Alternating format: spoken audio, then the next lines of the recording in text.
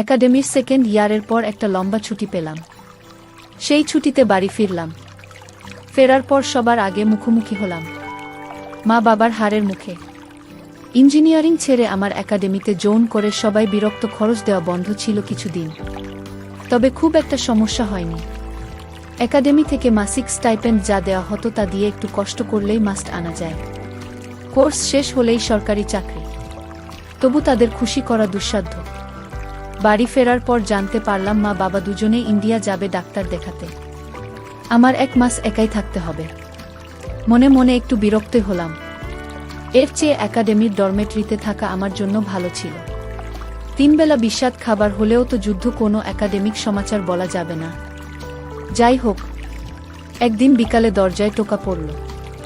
দরজা খুলে একটা ধাক্কার মতো খেলাম। বাইরে একটা মেয়ে দাঁড়িয়ে আছে, বেশ সুন্দরী, ফর্সা, গায়ের রং রেশমের মতো, ঢেউ খেলানো চুল নেমে গেছে কোমর পর্যন্ত। এখনকার মতো শীতের দিন হয় একটা শাল গায়ে, দোহারা গড়নের শরীর, তবে মোটা নয়। স্বাস্থ্য ভালো। সবচেয়ে বেশি আকর্ষণীয় তার চোখ দুইটা, বৈদুর্যমণি মতো অন্তর্ভেদী দৃষ্টি ও 2 চোখে মনে হয় যে ছিঁড়ে কুড়ে দিচ্ছে। এমন ভয়ঙ্কর সুন্দর চোখ সচরাচর দেখা যায় না। আমাকে হা করে তাকিয়ে থাকতে দেখে মেয়েটা নিজেই বলল, আন্টি আছে? ও হ্যাঁ, আসেন, ভেতরে আসেন। না, ভেতরে যাব না, একটু দরকার ছিল। আন্টিকে ডেকে দেন। আমি মাকে ডেকে নিয়ে এলাম। মা আসলে তাকে কি যেন বলে চলে গেল মেয়েটা। মেয়েটা চলে যাবার পর বেসন আগ্রহের ভাব দেখিয়ে মাকে প্রশ্ন করলাম, কে? নিচতলার ভাড়াটিয়া ফরিদের বুক। ফরিদ মিয়া বিয়ে করেন, তবে বেশি দিন হয়নি। আমি আর কিছু বললাম না। 2 দিন পর মা বাবা চলে গেল বাসায়, একদম একা। করার কিছু নেই, সারাদিন সিমাই। বাবার বদলির চাকরি ছিল। এখানে থিতু হবার আগে এত জায়গায় ঘুরেছি যে খুব বেশি বন্ধু বানানোর সুযোগ হয়ে ওঠেনি কখনোই। টুকটাক যারা আছে তারা কেউ শহরে নেই। একদিন ঘুম ভাঙবে সকাল সকাল, বাইরে কুয়াশা। ডিমার পরোটা ভেজে খেতে খেতে হালকা রোদ উঠল। ভাবলাম ছাদ থেকে ঘুরে আসি, একটা সিগারেট খাওয়া যাবে ছাদে হাঁটতে হাঁটতে। আমি ছাদে যেতেই দেখি ছাদের বাগানের মাঝখানে সেই ভাড়াটিয়া মানে ফরিদ সাহেবের স্ত্রী একটা মডার চেয়ার নিয়ে বসে আছে, রোদের মধ্যে, সামনে খাতা কলম। আমি যেতেই ঘুরে তাকাল।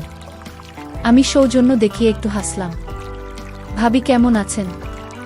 ভালোভাবে পাল্টা হাসি। আপনি ভালো আছেন? জিবি। আমি উসকুস করতে শুরু করলাম। এখানে সিগারেট খাপ কিভাবে? আমি ছাদে পায়চারি করতে শুরু করলাম। করার মতো কিছু পাচ্ছি না। হাতে হাতে তার কাছাকাছি চলে গেলাম। সামনে একটা চাকরির পরীক্ষার বই।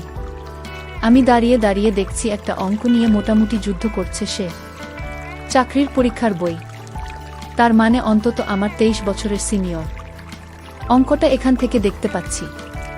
আহামরি কিছু নয়, কিন্তু একটু কায়দা আছে। মেয়েটা সেই কায়দাতেই ধরতে পারছে না। গর্ব করে বলছি না, তবে অঙ্কে আমি বেশ ভালো। অনেক সময় শুধু ডাক পড়ে বলে দিতে পারে উত্তর। কি হবে, সব করার সুযোগটা ছাড়তে ইচ্ছে করে না। আমি মনে মনে হিসাব করে বলে ফেললাম। ভাবি সাথে সাথে মুখ তুলে তাকাল আমার দিকে। আমি তাড়াতাড়ি বললাম, শরীর অঙ্ক তার উত্তর হবে। আপনি একবার দেখেই বলে দিলেন। তার কণ্ঠে স্পষ্ট অবিশ্বাস। উত্তর মিলিয়ে দেখেন। আমি অন্য দিকে তাকিয়ে উদাস গলায় বললাম, ভাবি, মিলিয়ে দেখলাম। আমি তো জানি যে উত্তর ঠিক আছে। অবাক গলায় বলল, দেখে কিভাবে বললেন? মনে মনে হিসাব করলাম। যা মনে মনে হিসাব করে অনেক হয়, বলতো। আচ্ছা, এটার উত্তর বলেন তাহলে বুঝ বলে আর একটা ডাকের উপর আঙুল দেখাল সে। আমি সামান্য ঝুঁকে এলাম। উনার ঘাড়ের উপর হালকা একটা ঘ্রাণ নাকে এলো কোল্ড ক্রিমের। মাথা ঝিমঝিম করে উঠল। সাথে সাথে অঙ্কের দাগটা একবার পড়লাম। এই অঙ্কটাও আহামরি কিছু না। পিতা পুত্রের বয়স অঙ্কের মতোই। খানিকটা একটু চোখ বন্ধ করে হিসাব করতেই পেয়ে গেলাম। সোজা হয়ে দাঁড়াতে দাঁড়াতে বললাম, পিতার বয়স 22 আর পুত্রের বয়স 28। এবার সত্যিই অবাক হলেন ভাবি। ইস, আপনার তো দারুণ মাথা অঙ্কে। আমি কেন যেন মেলাতে পারি না। আমি ফস করে বলে ফেললাম, আমি মাঝখানে কাছেই।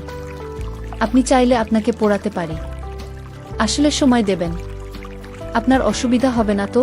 অসুবিধার কি, আপনাকে পরেই বরং আমার সময় কাটবে। ভাবি খুশি হয়ে গেল। তারপর আলাপে আলাপে জানলাম ভাবির নাম রেশমি। ফরিদ সাহেবের গ্রামে বাড়ি, এই বছরই কলেজ থেকে অনার্স পাশ করে এখন সরকারি চাকরির চেষ্টা করছে। আমি বললাম, আমি তো মাত্র সেকেন্ড ইয়ার, আমাকে তুমি করেই বললেন। আচ্ছা বলবো। সেই থেকে শুরু হলো। প্রতিদিন সকালে ফরিদ সাহেব অফিসে চলে যাবার পর ভাবি আর আমি ছাদে যাই অঙ্ক রায়। নানা বিষয়ে আলাপ করি। আলাপ করতে করতে ফ্রি হয়ে গেলাম অনেকটাই। সব বিষয়ে আলাপ শুরু হলো। একদিন ভাবে বলল, তোমার গার্লফ্রেন্ড নাই? আছে, আবার নেইও। মানে? অবাক হন রেশমি ভাবি। মানে আমরা একজন আরেকজনকে পছন্দ করি কিন্তু প্রেম করি না। কইরা ফেলো ভাবি পরামর্শ দেয়। আরে ধুর, আমি হাত নেড়ে উড়িয়ে দেয়। কমিটমেন্ট আমার ভাল লাগে না। আলাপ চলতে থাকে। পরের দিন ভাবি গোসল করে এসেছে। আমি সকালে গোসল করা নিয়ে একটু দুষ্টামি করতে রেশমি ভাবে লজ্জায় লাল। একদিন সকালে হাঁটতে বের হয়েছিলাম। বাড়ি ফিরলাম, কোচো ভর্তি শিশির মাখা শিউলি ফুল নিয়ে। ভাবিকে ফুলগুলো দিতেই সে ভারী খুশি হলো। এত বাড়াবাড়ি উচ্ছ্বাস চোখে লাগার মতোই। আমি প্রশ্ন করে ফেললাম, কেন? ফরিদ ভাই তো নিশ্চয়ই আরও অনেক ফুল দেয়। ভাবি শুনে দীর্ঘশ্বাস ফেলে পরে দিয়া, এগুলো হয় না। পরক্ষণেই আপন মনে বিটবিট করে বলল, আরে তো একটা জিনিসই। আমি বললাম, কি বললেন? না কিছু না ভাবে এড়িয়ে গেলেন। আশা করি কোনো সমস্যা আমার সাথে শেয়ার করতে পারেন। আরে না, কি সমস্যা হবে? আমি আর কথা বাড়াই না। অঙ্কের বইটাতে নেই। পরের দিন থেকে শুরু হয় সত্যপ্রবাহ। ভয়াবহ শীত। বাইরে এক হাত দূরের জিনিস কুয়াশায় দেখা যায় না, এমন অবস্থা। লেপ মুড়ি দিয়ে একটা বই পড়ছি, এমন সময় দরজায় টোকা পড়ল। আমি বিরক্ত হয়ে উঠে গিয়ে দরজা খুললাম। ভাবে দাঁড়িয়ে আছে। আজ দেখা নাই, তোমার খোঁজ নিতে আসলাম। বলল সে, এই শীতের মধ্যে কই আর যাব, আপনি ভেতরে আসেন। আমি পড়ার জন্য আসলাম। ও আচ্ছা। খেয়াল করলাম তার হাতে কোনো বই নেই। বই খাতা কোথায়? ভাবি একটু অপ্রস্তুত হয়ে গেল। আমি হেসে ফেললাম।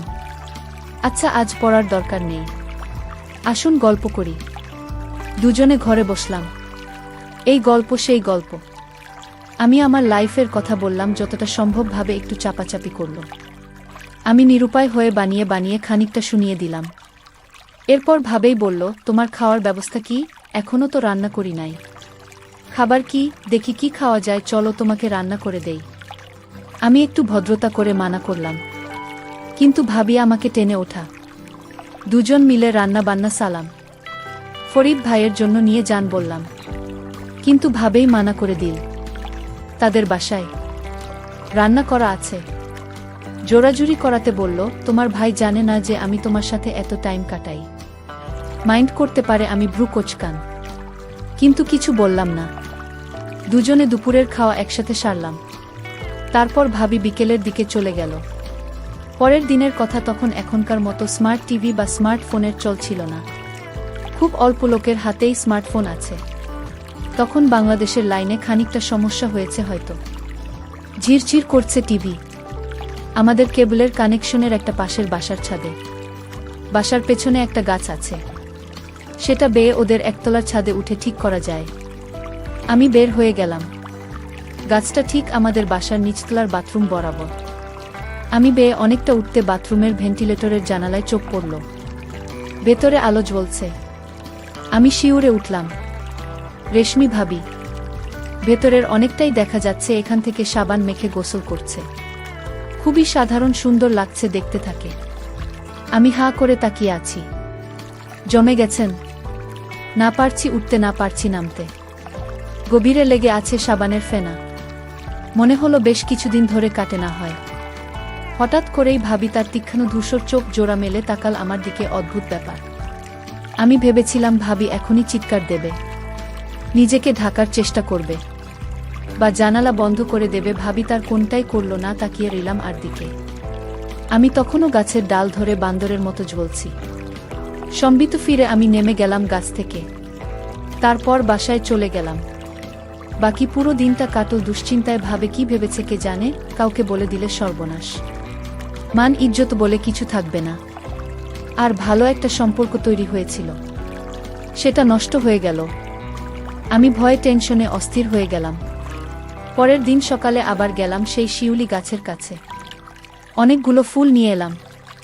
বাসায় এসে কিছু চকলেট, সেই ফুল আর একটা কাজে লিখলাম, ভাবি আমি খুবই দুঃখিত, ব্যাপারটা অনিচ্ছাকৃতভাবে হয়েছে।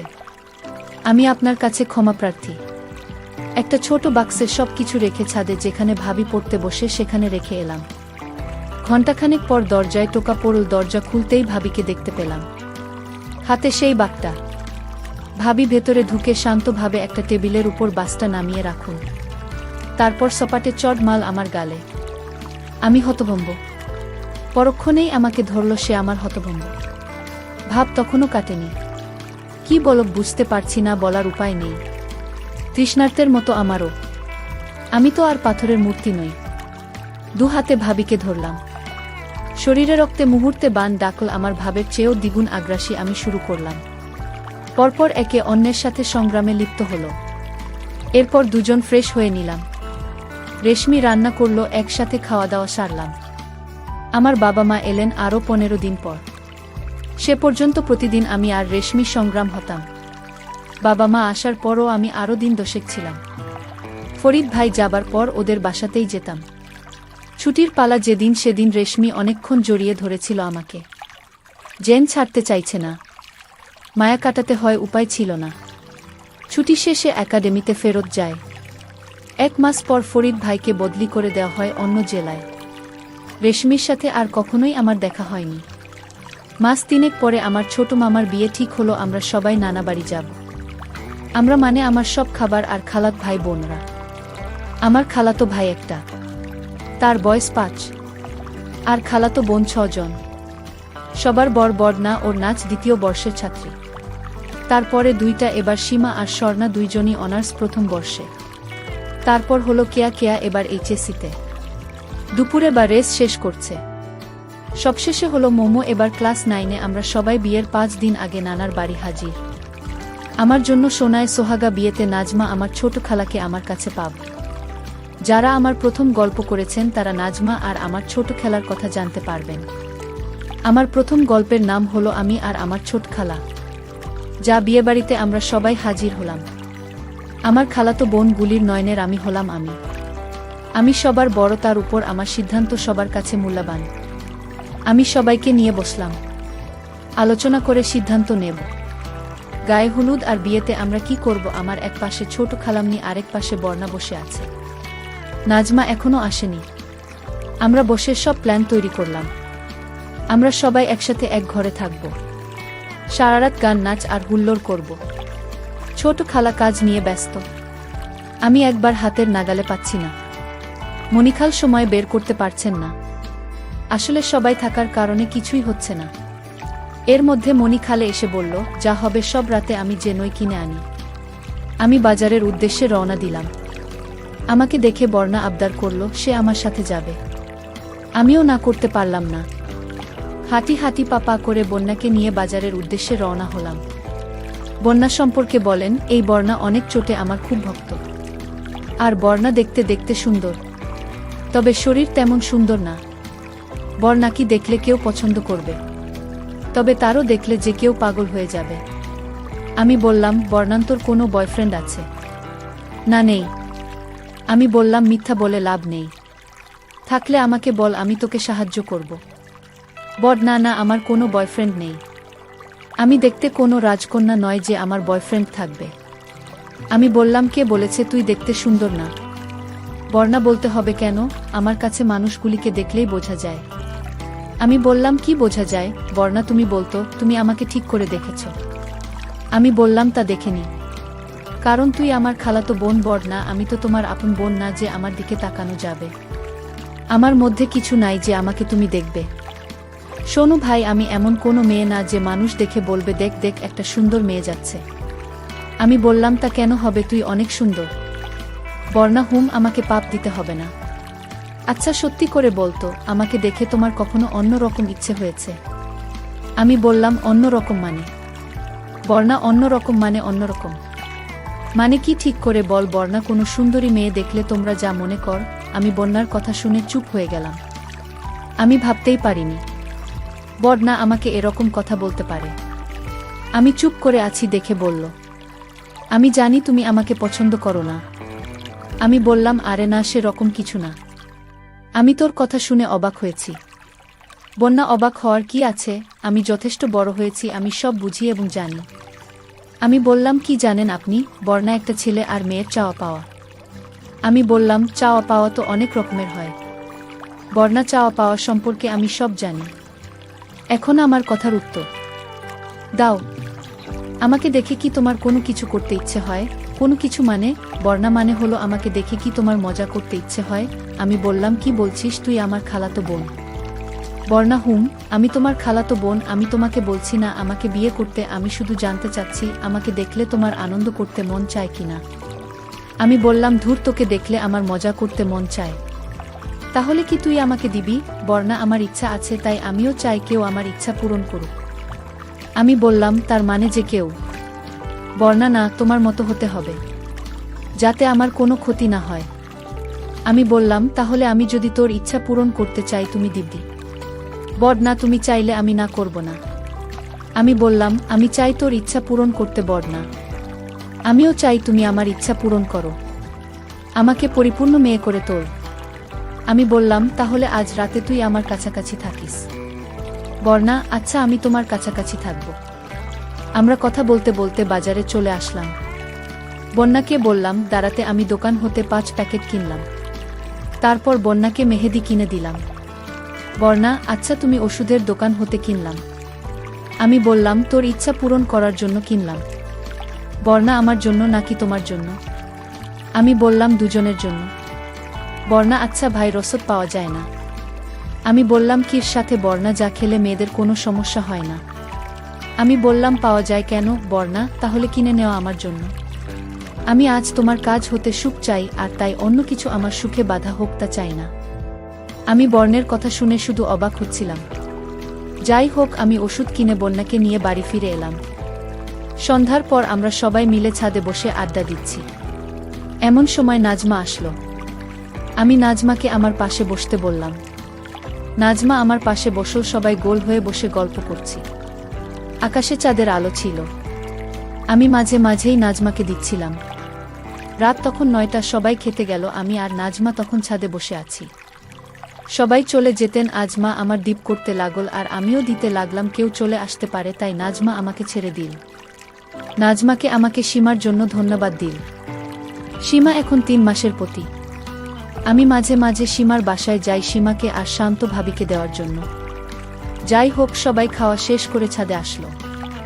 আমরা আবার আড্ডায় মেতে উঠলাম। নাজমা বলল সে চলে যাবে বাড়িতে, তার মা একা।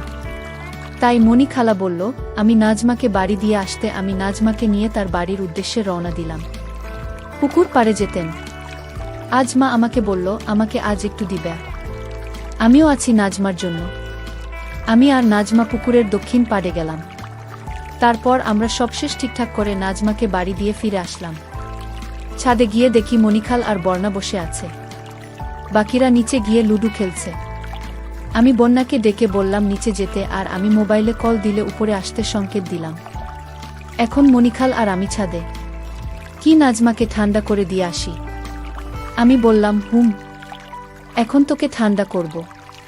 মনি, এত মানুষ, তোর এত সাহস কি করে হয়? আমার মনে আগুন জ্বলছে। মনে হচ্ছে ভেতরে মধ্যে লাল পিঁপড়া কামড়েছে। কি কিছু করবি? আমি আর পারছি না।